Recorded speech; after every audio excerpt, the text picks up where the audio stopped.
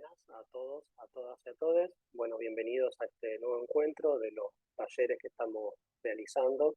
en el campus de la Izquierda Diario sobre educación y marxismo, y que son parte de la cátedra itinerante Lev Vygotsky, de diferentes charlas y debates que estuvimos haciendo en diferentes profesorados de formación docente en la ciudad de Buenos Aires y charlas también en nuestros locales en La Plata. En el día de hoy les queremos presentar un debate que tiene mucho tiempo en la comunidad pedagógica, que es el debate sobre el currículum, y lo vamos a ligar con algunos conceptos de Antonio Gramsci de los docentes como intelectuales orgánicos. Esta ponencia, esta charla, es parte de una presentación que hemos hecho como corriente en el Congreso Pedagógico de este año, del 2022, para la Unión de Trabajadores de la Educación, la UTE, etcétera, que se trata de pedagogías en comunidad, lecturas, autorías y escrituras en acción. Para empezar con el debate, queríamos plantear que la vuelta a la presencialidad, que este año está finalizando, nos encontró en el aula debatiendo qué contenidos pueden ser validados para pasar de grado, cuáles son los contenidos mal llamados mínimos que todo estudiante debería tener por niveles y grados.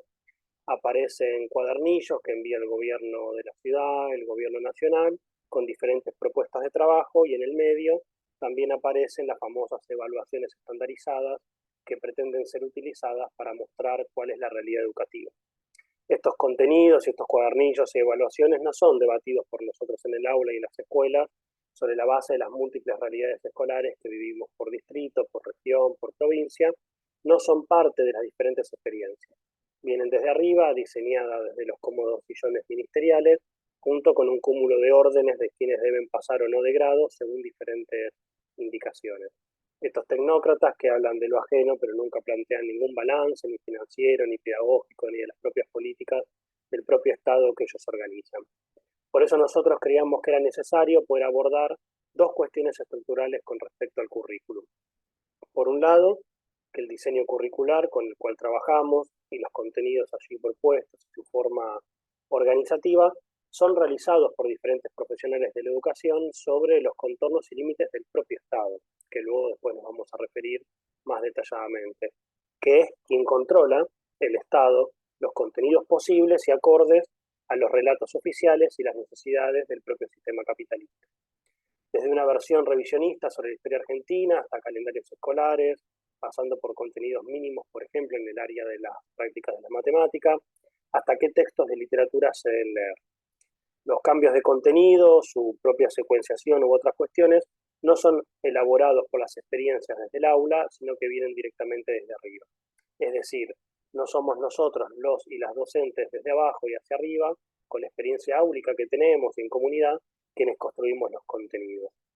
A lo sumo, muchos de nosotros y nosotras nos salteamos estas trabas y nos involucramos individualmente y en el mejor de los casos con compañeros y compañeras del mismo ciclo o años para cambiar una parte de esto.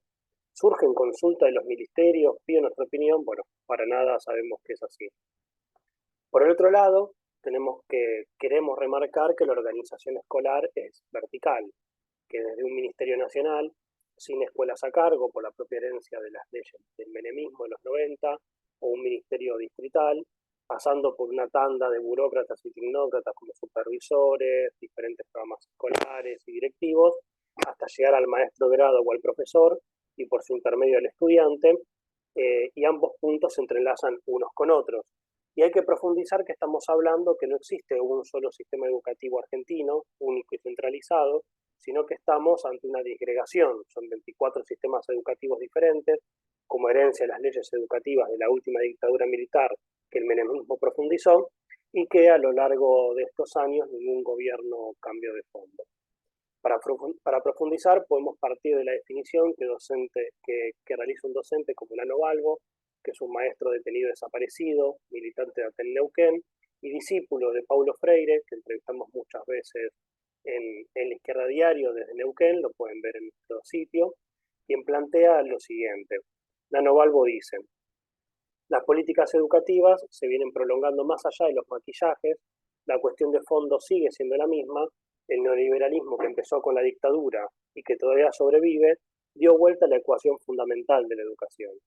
Una escuela es pública cuando se centralizan las políticas administrativo-contables, de manera tal que hay un presupuesto, que actúan los cuerpos orgánicos para controlar ese presupuesto, que se haya invertido en lo que se presupone y no en otra cosa, y se descentraliza lo pedagógico,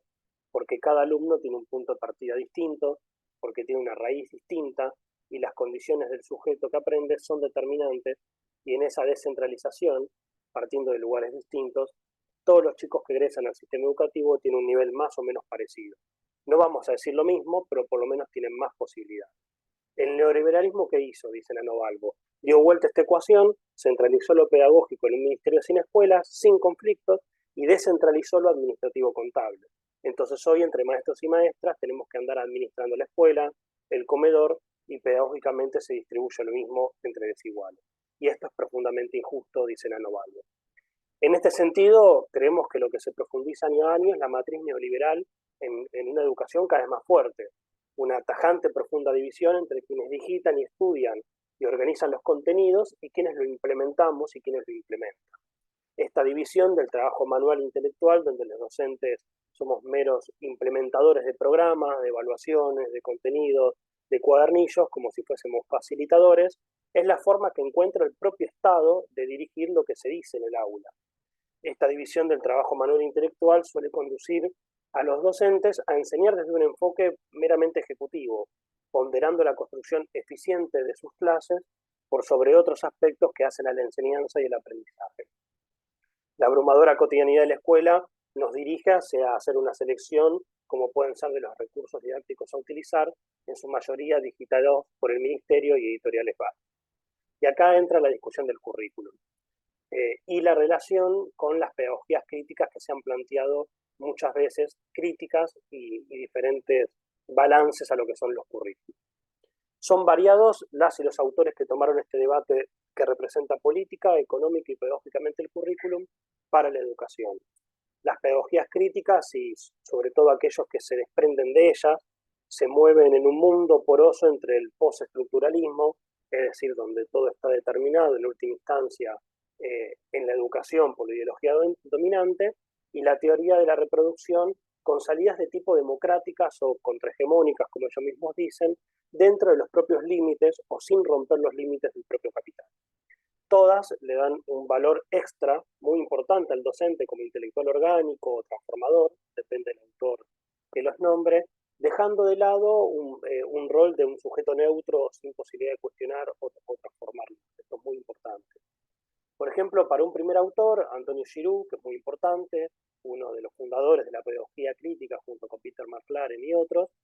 el currículum hace una diferencia marcando el currículum oculto, o sea, aquello que no se ve, que no está escrito en las normas institucionales de la escuela o en los contenidos que nosotros recibimos, y dice que se encuentra constituido por normas, valores y creencias no afirmadas explícitamente y que se transmiten a los estudiantes a través de estructuras subyacentes, tanto del contenido como de la forma, como las relaciones propias de la vida escolar y del aula. En otras palabras, la escuela es mucho más que los contenidos formales que cada asignatura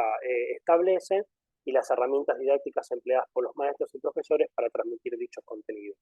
Por ejemplo, tanto la alfabetización como la escolarización misma son parte de un fenómeno político. En parte representan un terreno epistemológico asediado en el que diferentes grupos sociales luchan por la forma que han de ser expresadas, reproducidas y asistidas, consecuentemente. La alfabetización en términos convencionales, por ejemplo, ha caído bajo el peso de la ideología operacional que da forma ilegítima a la lógica de la sociedad dominante. Esto en Argentina lo vemos muy frecuente cuando hay muchos especialistas,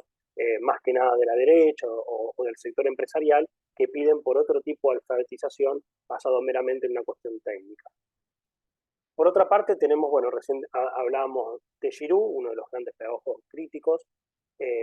También podemos encontrar en O'Connell, que en 2006 escribe un texto muy importante que habla de justicia curricular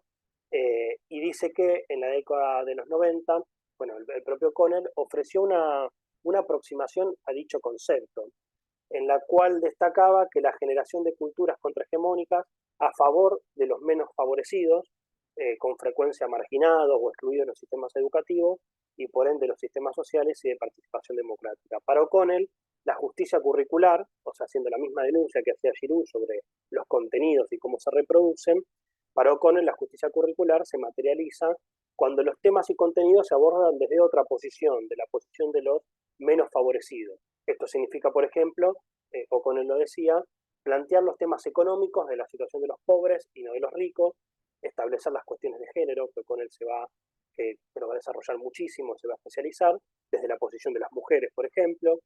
plantear las relaciones territoriales de la perspectiva de los indígenas, exponer la sexualidad desde las posiciones de los homosexuales, y así sucesivamente. Como se aprecia, la visión de O'Connell conlleva la crítica y oposición ante un autoritarismo embebido en las estructuras hegemónicas en las escuelas. Sin embargo, habría que preguntarse si la simple oposición contrahegemónica y estas propuestas que hace O'Connell sobre justicia curricular conduce a mayores cuotas de libertad y empoderamiento, y si un elemento importante de la justicia curricular que distingue a O'Connell, que es la promoción de un currículum común. Lo anterior significa garantizar saberes mínimos a la población y además promover prácticas de aprendizaje no jerarquizadas, de cooperación, y de ahí su carácter común, en tanto sea un currículum compartido, orientado a modelar intercambios basados en valores democráticos. Acá tenemos ya algunos puntos de contacto entre Giroux y, por ejemplo, O'Connell. También vamos a citar a Michael Apple, que es también un pedagogo crítico muy importante, que se interesa sobre todo por la estructura del currículum y no tanto en este caso por su contenido. Él lo que plantea se interesa más por la manera en que se organiza la enseñanza y no por lo que se enseña, y lo enmarca como una estrategia de resistencia. En su texto sobre maestros y textos, afirma que, como ya se ha afirmado en volúmenes recientes que amplían la argumentación de Ideología y Currículum, que es otro texto muy importante de él, en el libro que él propone, la perspectiva más poderosa es la preocupación por las fuerzas de la reproducción ideológica. En este libro él trata con menor detalle una serie de intereses referidos a lo que ha recibido el nombre de tendencias contradictorias, resistencias y conflictos de esas fuerzas ideológicas. Es decir, la reproducción cultural y económica no es lo único que sucede en nuestras fuerzas y en nuestras instituciones educativas, sino que hay con frecuencia elementos que individualmente o en grupos organizados están actuando ahora de modo que proporcionan una base significativa para el trabajo antihegemónico. Acá ya tenemos un primer punto de coincidencia entre Giroux, entre O'Connell y Apple sobre lo contrahegemónico, la resistencia dentro del aula, dentro de las instituciones, individual o colectiva, la denuncia al currículum y sus contenidos, y algún tipo de estrategia contrahegemónica que ahora vamos a desarrollar más, en el sentido de un trabajo con otra ideología y sobre otros contenidos. Para ir mucho más a la actualidad, hay un texto muy importante que presenta el pedagogo y amigo de la casa, Daniel Brailovsky, en la última revista de la UNIPE, la Universidad Nacional de Pedagogía. El texto se llama Educación Inicial, él es un especialista en la cuestión de la educación inicial, y se llama El currículum como expresión de lo común, debates en la educación, para llegar a conclusiones que van pasando por diferentes autores que vamos nombrando y que aportan en un mismo sentido. Brailovsky dice: otra forma de subjetividad que con toda seguridad el currículum define y discute en detalle es la del propio lugar del docente. El currículum interpela la propia subjetividad docente. ¿Qué profesional queremos ser?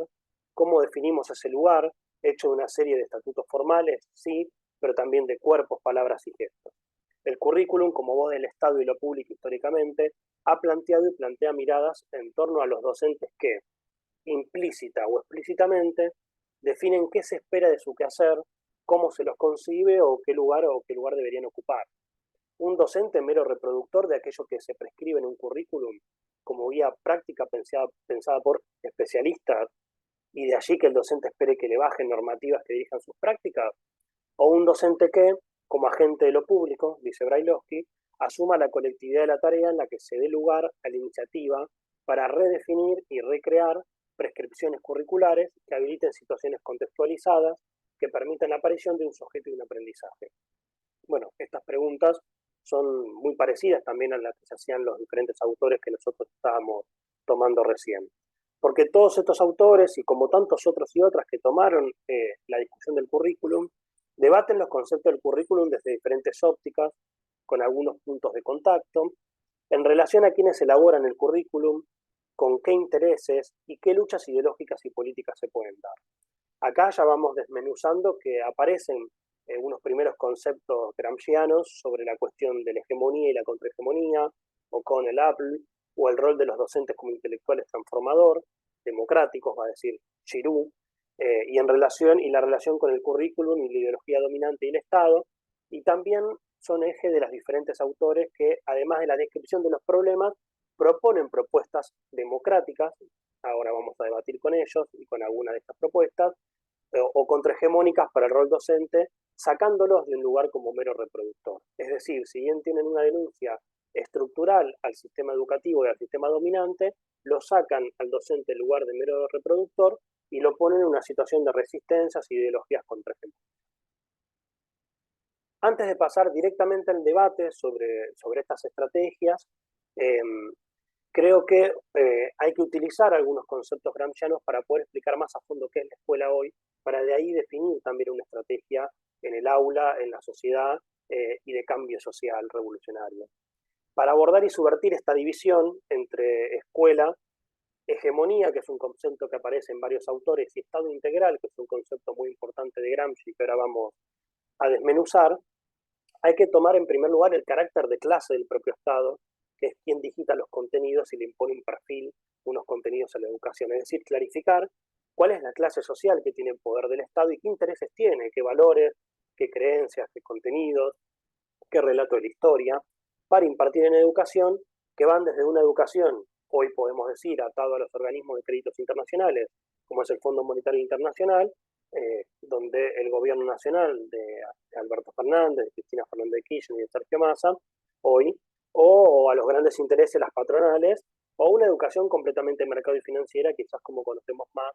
aquellos y aquellas docentes que ejercemos en la Ciudad de Buenos Aires. En este caso estamos hablando de un marco teórico general de una educación bajo el sistema capitalista donde la clase burguesa es la poseedora de los medios de producción y utiliza las escuelas con sus propios sentidos y creencias. Y para clarificar y volver a estos planteos pedagógicos políticos del revolucionario italiano Antonio Gramsci sobre hegemonía, Estado integral y el rol de los docentes como intelectuales orgánicos, hay un gran autor, Sebastián Gómez, que es docente de la Universidad de Buenos Aires, del Consejo Nacional de Investigadores de Investigaciones Científicas y Técnicas del CONICET, de Argentina,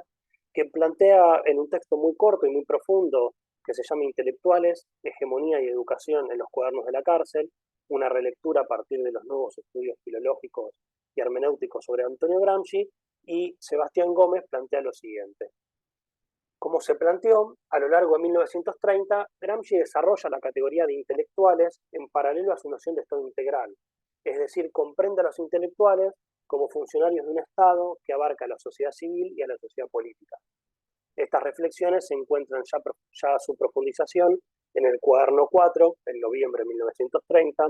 cuando, al reflexionar sobre la cuestión de los intelectuales, el Estado y también la escuela, aparece la definición de crisis de hegemonía como crisis de mando y de dirección en los que el consenso sufre una crisis. Así, la temática del Estado, intelectuales y escuelas se solapan con la noción de la crisis de hegemonía. Esto es muy importante porque escuchamos muchas veces hablar de la crisis de la educación, pero no de la crisis de hegemonía en el sentido de la propia empresa que tiene la clase dominante, del propio proyecto que tiene la clase dominante que incluye la ideología y la escuela. Esta definición de Estado integral y de hegemonía es donde la escuela opera desde una función ética y política, y su objetivo es organizar los aspectos centrales de la tarea formativa del Estado, guiada por la elaboración de un consenso hegemónico. Esta tarea consiste en elevar a la gran masa de la población a un determinado nivel cultural y moral, en correspondencia a las propias necesidades del desarrollo de las fuerzas productivas y las necesidades del capital. Por consiguiente, a los intereses de las clases dominantes como un complejo de actividades prácticas y teóricas con las cuales la clase dirigente no solo justifica y mantiene su dominio, sino que también logra obtener el consenso de los gobernados. Esto con la escuela pública en Argentina creo que tiene muchos puntos de contacto sobre el consenso de los gobernados y el consenso que tiene la educación pública en Argentina. Sabemos que estos imperativos y valores donde la escuela imparte criterios, normalizaba a todos por igual, una escuela integradora, igualadora, que está muy lejos de serlo hoy en día, y todo el debate sobre qué tiene que estar, dónde tiene que estar tensionada la escuela, es en relación a un mundo hoy, a un mundo, creemos, a un mundo del trabajo completamente precario, y donde la escuela funciona básicamente para que los chicos vayan a las escuelas para que las familias puedan ir a trabajar. En la pandemia esto se evidenció completamente. Y en este sentido, los contenidos están guiados bajo estos preceptos mínimos e indispensables, o sea, lo mínimo que se puede hacer en la escuela, y aquí entra todo un debate sobre la alfabetización, si la escuela fracasó o no, si está formando, si los chicos aprenden o no en la escuela. Y siguiendo a Sebastián Gómez, en este sentido, crisis escolar y crisis de hegemonía, como decía Sebastián, se solapan. La crisis escolar que hoy nos amenaza está precisamente ligada de que este proceso de diferenciación y particularización entre escuelas se produce categóricamente sin principios claros y precisos,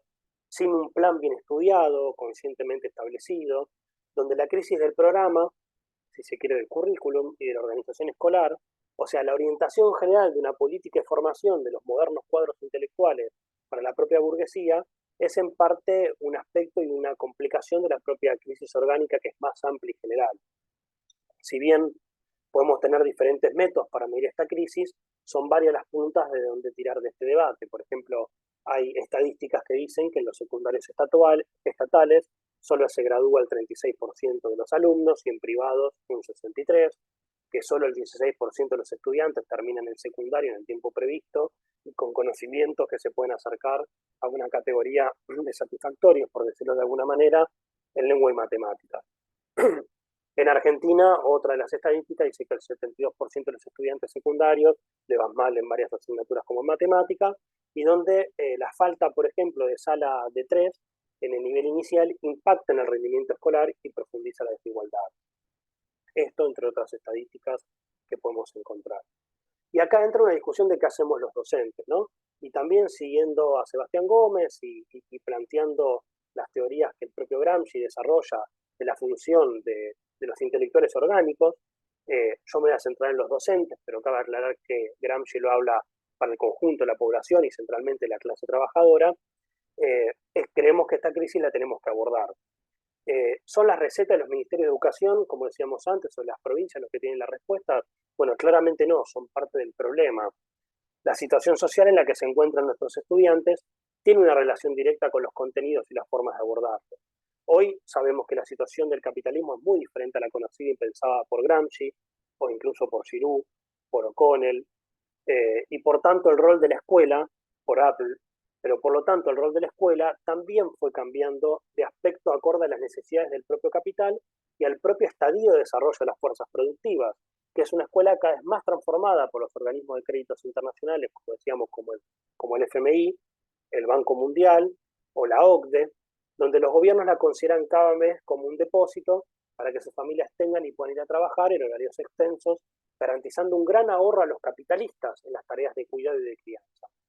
Hay un debate centralmente en Provincia de Buenos Aires donde la hora más de clase que se quiere agregar a las escuelas públicas y primarias, si la discusión es calidad, si sí, si no, donde nosotros obviamente queremos que los chicos puedan estar en la escuela el mayor tiempo posible y tener la mayor cantidad de contenido y otras aristas como arte, cultura, deporte, etcétera, pero son horarios que son regidos por los propios horarios del propio capital. Y como corolario y combinación de esta transformación, nosotros vemos a millones de estudiantes, lo vivirán ustedes en sus propias aulas, de jóvenes trabajando en forma totalmente precaria para el capitalismo de plataforma, muchos dando sus vidas con sus bicicletas en las aplicaciones para Rappi, esos lugares llamados de comidas rápidas, y donde una gran porción de la población joven que concurre a las escuelas tiene que debatirse entre pelear, por ejemplo, por un plato de comida o continuar la escuela. Y en este sentido es que el rol docente y el debate por la pedagogía y los contenidos se vuelve importantísimo. Es por este motivo que no hay una educación neutral, donde la escuela es una relación, porque la escuela es una relación social en una estructura eminentemente política. Y el maestro, por lo tanto, no es neutral tampoco. O ayuda a la subversión o al control de o a la subversión de la discusión de estos contenidos y a una salida revolucionaria, o al control de las clases dominadas. Los maestros críticos, además de luchar con nuestros propios derechos como trabajadores y trabajadoras, creo, y siguiendo a Gramsci, a Gómez, a los otros intelectuales que nombramos en la pedagogía, tienen que concebirse, nos debemos concebir también, como un sector de los intelectuales que tenemos una misión específica de ser representantes de esa subversión de las ideas dominantes apoyándonos en nuestra clase. Es decir, el maestro debe romper con esa cadena de contenidos educativos y debe pelear en el terreno de la cultura, de la ideología, de la filosofía, para dar medios y herramientas intelectuales también para la liberación de nuestra propia clase. Antonio Gramsci les llamó intelectuales orgánicos, aquellos que defendían el punto de vista, los intereses, las angustias y padecimientos desde el punto de vista de nuestra clase. Y la burguesía tiene un sinfín de números de intelectuales y técnicos a su servicio, incluyendo en la formación docente, incluyendo a los intelectuales, periodistas, académicos y hasta científicos. Según el propio Gramsci, el magisterio podía jugar un papel de intelectuales orgánicos al servicio del proletariado, siempre y cuando pueda poner su pensamiento creativo y todo su ser pensante al servicio de la lucha de los trabajadores y trabajadoras. Esto es hoy más necesario que nunca cuando los empresarios y sus representantes políticos en el Estado buscan descargar los costos de la crisis económica agravada por la pandemia sobre la espalda de los trabajadores con millones de despidos, rebajas salariales y mayor precarización laboral. Es decir, estratégicamente, los trabajadores y trabajadoras de la educación sabemos que no interrumpimos la producción y la circulación de mercancías como lo hace, si se quiere, la clase trabajadora de las grandes fábricas o de los servicios. Pero al tener una relación cotidiana con la población de los grandes centros urbanos y especialmente con las capas más bajas de la clase trabajadora, pobres de la ciudad y el campo, en el sentido del gran trabajo que se hace, por ejemplo, en las escuelas rurales, es en base a este lazo cotidiano que podríamos desplegar una gran política hegemónica, no en razón de su fuerza social para afectar la producción y circulación, más allá que una huelga de escuelas también hace que sus familias no puedan ir a trabajar y afecta de alguna manera a la producción capitalista, sino en función de la extensión de las escuelas, o podríamos decir hospitales o salas de salud, a escalas de cada territorio nacional y especialmente en los barrios populares. Politizar ese lazo con la comunidad que ya existe, pero que las burocracias sindicales lo excluyen de la vida sindical. Es decir, luchar por estas ideas, organizarse junto con las comunidades educativas y pensar una salida más de fondo para el conjunto de la sociedad. Y el sistema educativo, lugar principal también de formación de los intelectuales, se vuelve un momento decisivo para resolver los momentos de crisis, pero también a resultar un sitio totalmente privilegiado para esa lucha por la hegemonía, en donde la manifestación de la crisis se torna más virulenta. Hoy lo vemos en las escuelas, la discusión de los contenidos, las situaciones sociales que vivimos y cómo nosotros tenemos que entrelazar esas discusiones con una salida más de fondo. Y en este sentido, creo que tenemos que presentar un debate sobre una nueva organización escolar y la discusión de un congreso pedagógico. Como vemos, hay un debate y una disputa ideológica muy fuerte en las escuelas. Por un lado, donde muchos docentes con mucha avidez en las escuelas piensan a la escuela como un lugar de trinchera, donde el rol docente es parte de la reproducción de la ideología del Estado, naturalizando la precarización de la educación y la jerarquía escolar corporativa, y contra la lógica que muchas veces tenemos que todo se resuelve en los marcos legales e institucionales de la escuela sin romper esta legalidad. Y por otro lado, los docentes como intelectuales orgánicos, que es más profundo, o quizás como tribunos del pueblo, de la escuela, como lo decía en la categoría de Lenin, en el sentido de hacer una gran denuncia contra toda opresión y explotación, pero también como organización con nuestro propio programa, una escuela como articuladora de las organizaciones de tipo asamblearia, que integran las familias con perspectiva de una educación socialista, que articula la escuela con la comunidad y los problemas sociales y políticos que atraviesan y la discusión del currículum y la ideología. Por eso, de conjunto, el pensamiento de Antonio Gramsci lejos está de pensar en la escuela como un lugar en disputa, en el sentido de una guerra de trincheras en la escuela, en el sentido de cambiar un poco el contenido, ser mejores docentes o cambiar nuestra forma metodológica y de una pelea solo dentro de los márgenes de la escuela, sino que discute una filosofía de la praxis, es decir, una guía para la acción revolucionaria. Pensó Gramsci la educación no es cindida, sino como parte de una sociedad que es necesario desnudarla, criticarla, en vista de lo que llamó un orden nuevo, el orden nuevo, que implica una revolución que termine con el capitalismo sobre la base de la autoorganización del proletariado y sobre una base de nuevas ideas, una nueva filosofía, una nueva ideología y cultura. Partimos del presupuesto de que en Gramsci no hay una idea de batalla cultural, como es utilizada por ciertas corrientes del pensamiento, que pueda reemplazar, por ejemplo, esta batalla cultural a las relaciones de fuerzas sociales y políticas y por lo tanto la lucha de clases. Una batalla cultural que, aunque es parte de la lucha política y ha tenido innumerables formas en la historia de la propia clase obrera, incluso institucionales como teatros, bibliotecas, periódicos, centros culturales, no es la forma insinuada o propuesta por Gramsci de instaurar un cambio político como una vía alternativa a la revolución. La importancia otorgada a la cultura de Gramsci no implica necesariamente la perspectiva de instaurar solo una hegemonía cultural previa a la revolución. Y esto podemos trasladarlo a la discusión de la pedagogía, donde no es una simple hegemonía pedagógica o contrahegemonía pedagógica en los marcos de la propia escuela y del Estado capitalista, y los docentes como mero transformadores democráticos dentro del propio Estado burgués, sino que entendemos, por lo menos nosotros, desde nuestra visión de las ideas del revolucionario italiano Antonio Gramsci, que se trata de una mirada profundamente revolucionaria. Y para Gramsci, incluso su propia propuesta de escuela, que esboza en algunas notas de sus cuadernos, de la escuela unitaria, tal cual como la llamaba él, era la posibilidad de que el peón llegue a ser un obrero cualificado, porque esto no suprimiría en absoluto la impronta social, es decir, la discriminación que consiste precisamente en el hecho de que cada grupo social posee su escuela.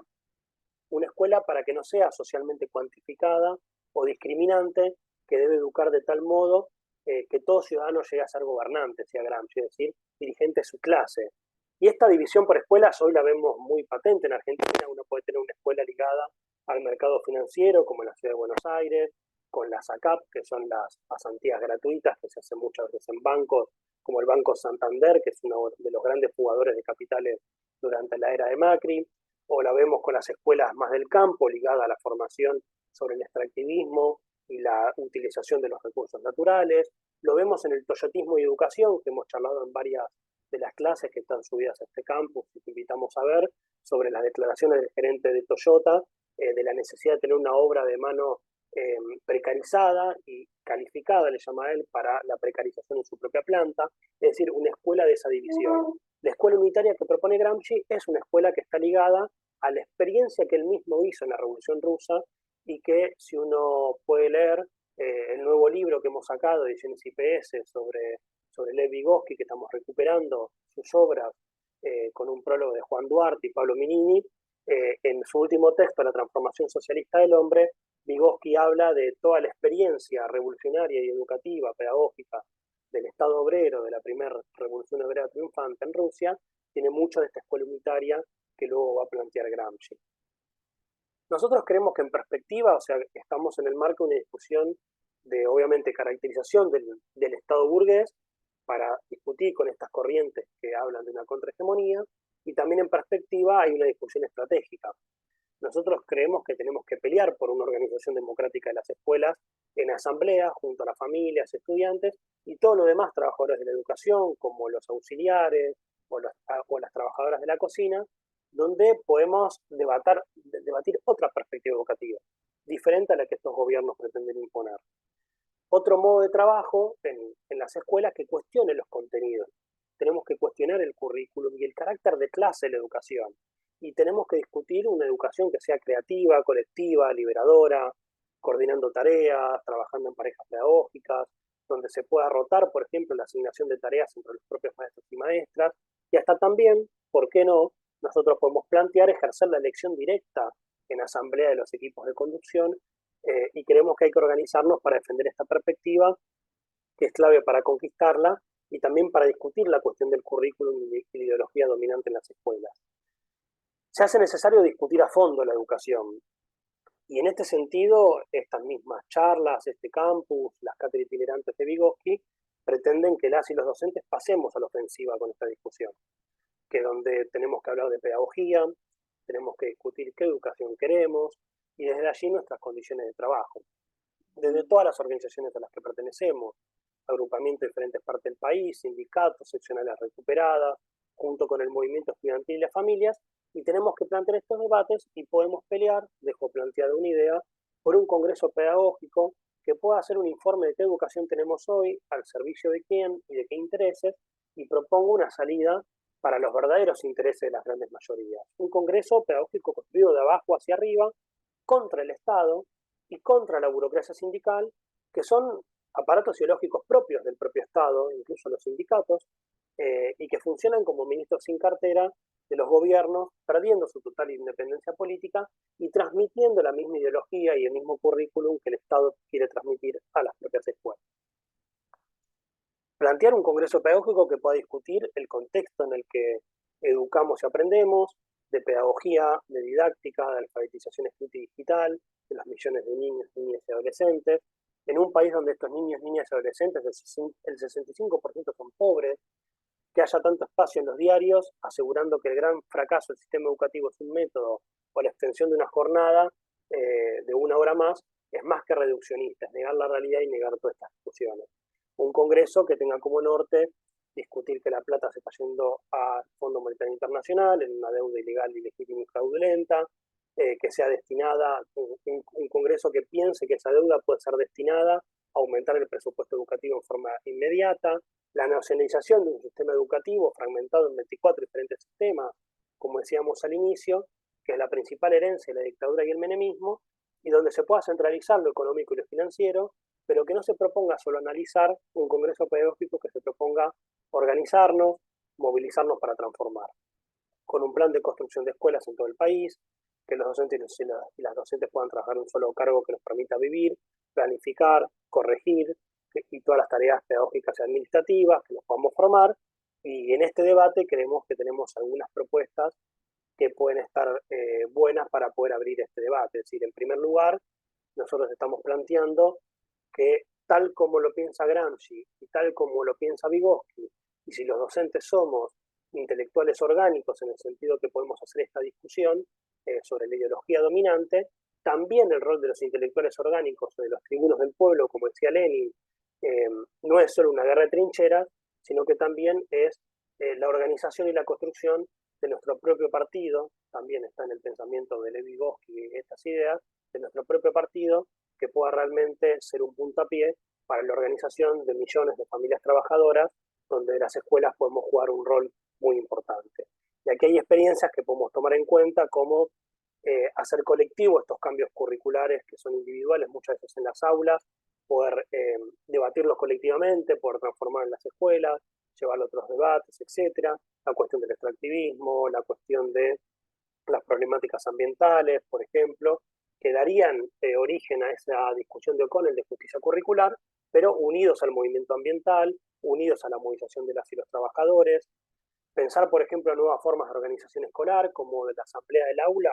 que muchas veces hacemos, pero pasar a la asamblea de la escuela, que es una buena forma de socializar del conjunto y vivir a la comunidad educativa, haciendo la parte de las propias decisiones. Esto puede incluir incluso cambios en las tareas docentes, en los roles asignados, discutir ideología, discutir qué contenidos queremos abordar. Y hay experiencias educativas en diferentes cooperativas y autogestiones de los trabajadores, gestiones obreras de los trabajadores, como Madigraf, Chilavero, Sanón, que además tienen experiencias educativas en su propia fábrica